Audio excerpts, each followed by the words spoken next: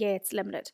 So the financial position of Yeats Ltd on the 1st of the 1st, 2008 is shown in the following balance sheet, which you can see below, which has all the assets and liabilities as at the 1st of the 1st, 2008. So the following transactions took place during 2008. In January, Yeats Ltd bought an adjoining business on the 1st of the 1st, 2008, which included buildings, €260,000, delivery vans, €52,000, and creditors, €38,000. The purchase price was discharged by granting the seller 250,000 shares in Yeats Ltd at a premium 20 cent per share. In February, a creditor who was owed €8,800 by Yeats Ltd accepted a delivery van, the book value of which was €9,000 in full settlement of the debt. This delivery van had cost €14,000. In March, received a bank statement on the 1st of March showing a direct debit of €9,600 to cover fire insurance for the year ended 28th of the 2nd, 2009, and a credit transfer received of €7,700 to cover 11 months' rent receivable in advance from March the 1st. In April, Yeats Ltd decided to revalue the land and buildings on the 1st of the 4th, 2008 at €970,000. The land element of the new value is €140,000.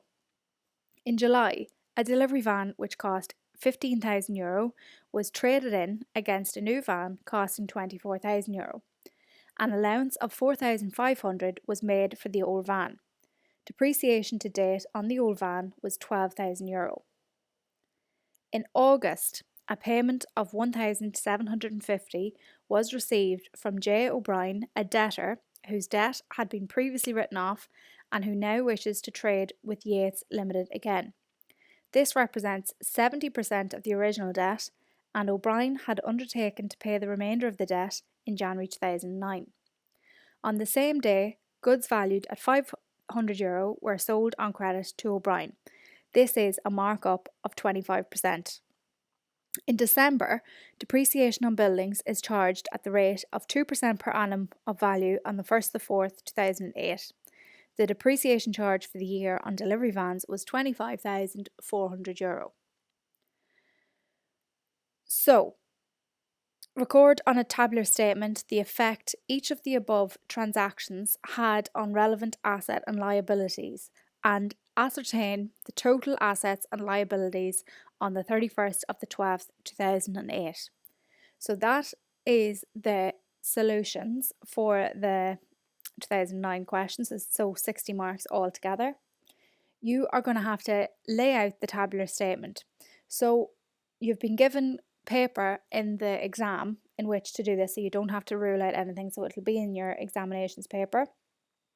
I would pause the video now and see how I have laid out the figures here from the balance sheet. So we've looked at that in previous questions, but you can pause it there now if you don't know how to do that. Okay, so go step 2 then. So start recording the transactions. So in January, Yeats Ltd bought an adjoining business on the 1st of the 1st, 2008, which included buildings €260,000, delivery vans €52,000, and creditors €38,000. The purchase price was discharged by granting the seller 250,000 shares in Yeats Ltd at a premium 20 cent per share. Okay, so first of all, into our buildings, we'll add 260,000. Into our delivery vans, add 52,000. Into creditors, add €38,000. The purchase price was discharged by granting the seller 250,000 shares in Yeats Ltd at a premium 20 cent per share. Now, each share in Yeats Ltd, as you will see in the balance sheet, is €1. So that is €250,000 goes into share capital. Then we have 250,000 multiplied by 20 cent is €50,000 share premium. So at the moment in time, we have 338,000 liabilities, but we only have €312,000 assets because we have our 260 plus our 52. So the difference has to be goodwill, which we will add into the asset. So goodwill is an intangible fixed asset, and it is the established reputation of the business that Yeats is purchasing. Okay, so in February, A creditor who was owed €8,800 by Yeats accepted a delivery van, the book value of which was €9,000, in full settlement of the debt. This delivery van had cost €14,000. Okay, so the creditor who was owed 8,800 has the debt to the creditor has been settled, so minus 8,800 from creditor. So the book value of the delivery van was 9,000, but it had cost 14,000. So from the cost, we minus 14,000. Then we want to get rid of the depreciation that has occurred on that delivery van to date. So that is €5,000.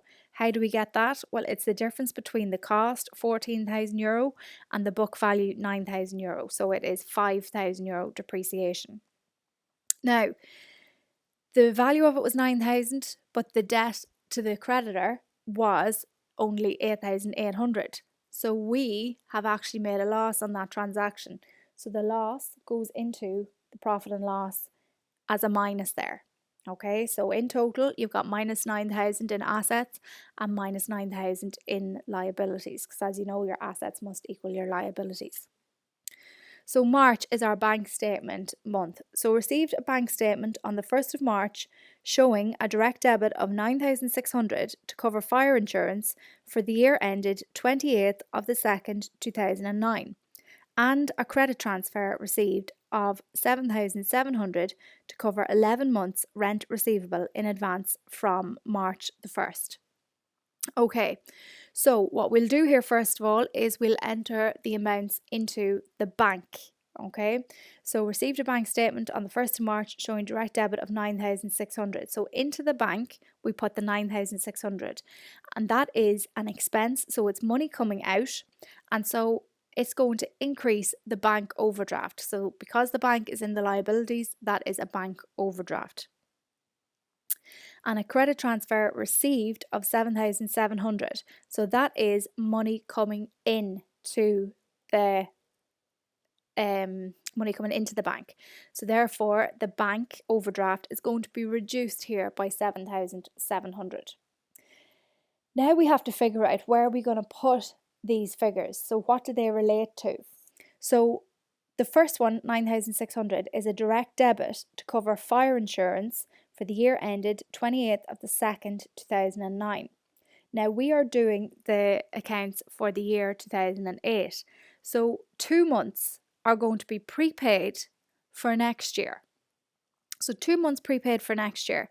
So therefore, we're going to have insurance prepaid at the end of the year. So we throw the 9,600 up into our insurance prepaid. Now, what about the 7,700 rent receivable? So let's think about it now. So 11 months rent from March the 1st. So that's going to be rent receivable for March, April, May, June, July, August, September, October, November, December. So that is 10 months for the current year, 2008, and 1 month rent receivable prepaid for next year. So 1 month rent receivable prepaid for next year means end of the year, we have a liability on our hands. So the rent receivable prepaid is a liability. So what we do, then we throw it into rent receivable in the liabilities here. Then what we're going to do, we're going to go to our December column. So in our December column, we always look at the bank adjustment. So there's 2 December columns, one for the depreciation and one for completing off the month where we got the bank statement. So we put any amounts that are attributable to the current year in here. So let's look at the insurance prepaid first of all. So 9,600 was for 10 months of this current year and 2 months were prepaid for next year. So 9,600 multiplied by 10 over 12 is 8,000. So why do I not just put 8,000 in here? Well, you have to look over here and see that at the start of the year, 2 months prepaid, 1,400. Now, it's different from the 2 months prepaid at the end of the year because insurance premiums do vary from year to year. So how much insurance is for 2008? Well, it is the 8,000, 10 of the 12 months from the 9,600, plus the 1,400. So 9,400 there in total. So overall, you've got 1,400 plus 9,600 minus 9,400. So you've got your 2 months prepaid here, 1,600. What does 9,400 euro paid for insurance do to your profit figure? Well, that reduces your profit figure. So in your P&L, we minus from our profit figure 9,400 euro there. So that's the insurance done. What about the rent receivable then? So rent receivable, we worked out earlier on, 7,700 was for 11 months rent, but only 10 months of that relates to this current year. So we're going to put 10 months into the December column. So 7,700 multiplied by 10 over 11 is the 7,000. So 7,000 minus here, we've got 700 1 month rent receivable prepaid at the end of the year then. What does 7,000 euro received from rent do to your profit figure? It increases your profit figure. So therefore, into your P&L account there, you put 7,000 euro there. So that is the December column completed there. So moving on then to April. So Yeats Ltd decided to revalue the land and buildings on the 1st of the 4th, 2008 at 970,000 euro. The land element of the new value is 140,000 euro. So what we need to do, we'll look at the land and buildings up here. So that is 920,000 euro in total so far.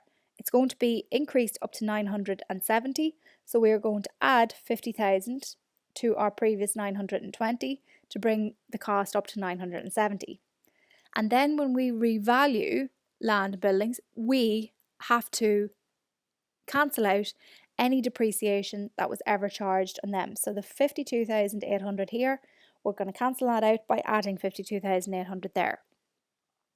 That is overall total assets there, 102,800. And then what we have to do into our revaluation reserve, add the 102,800. So we've got 102,800 in our total assets and 102,800 in our total liabilities.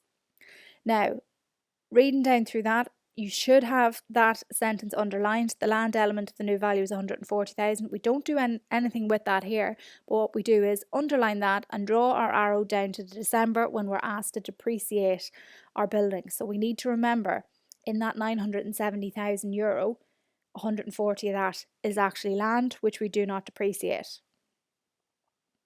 Okay, moving on to July then. It says a delivery van, which cost 15,000 euro, was traded in against a new van costing 24,000 euro. An allowance of 4,500 was made for the old van. Depreciation to date on the old van was 12,000 euro. Okay, so a few things that we have to do here. We have to increase the value of the vans. So the delivery van, which cost 15, was traded in against new van 24. So the value of vans has increased by 9,000 euro. What you can do there is minus the 15 and plus 24, or put in the overall total there, 9,000. Either is fine. Then what we want to do is cancel out the depreciation that had ever been charged on the old van. So if we look, the old van was 15, but it's telling us down the last sentence here that depreciation to date on the old van was 12,000. So I'm actually told it in this question. So I add back in 12,000 depreciation. So this 32,000 included the 12,000. So I want to get rid of it. So I add it. Okay. So I've got 21,000 here in my assets. So what I need to do now is I need to look at my liabilities. So what about my liabilities? Well, the new van cost 24,000. I was given an allowance of 4,500 on it. So the difference there is 19,500. So I had to pay for that 19,500. That would have come out of the bank. So the bank overdraft is increased by 19,500 euro there. Now also, there was an allowance of 4,500. How much was the van worth at the time? Well, 15,000 was what it cost. 12,000 was the depreciation, so therefore net book value 3,000 euro. An allowance of 4,500 was allowed on it, so that's €1,500 there. So our profit and loss, we actually made a profit on the trade because we got 1,500 more than it was worth. So 1,500 goes into our profit and loss. So overall, we have 21,000 in the assets and 21,000 in the liabilities. So that is July complete. Next, we have August. So in August, a payment of 1,750 was received from J. O'Brien, a debtor whose debt had been previously written off and who now wishes to trade with Yeats Ltd again. This represents 70% of the original debt, and O'Brien had undertaken to pay the remainder of the debt in January 2009. On the same day, goods valued at €500 were sold on credit to O'Brien. This is a markup of 25%. Okay, so first of all, looking at August. So a payment of 1,750 was received from J. O'Brien. That would be paid into the bank. So into our bank, we have minus 1,750. That represents 70% of the original debt. So O'Brien has said they're going to pay us the other 30%. So we work out what the other 30% is. So 1,750 divided by 70 multiplied by 30 is €750. So €750 is going to be added to debtors. So that €750 is included in here. So you can write €750 plus whatever else we're going to have, the €500. So €700 added to debtors. So the 100%, the 1,750 divided by 70 multiplied by 100, 2,500 is my bad debts recovered. So I can write 2,500 into my P&L balance.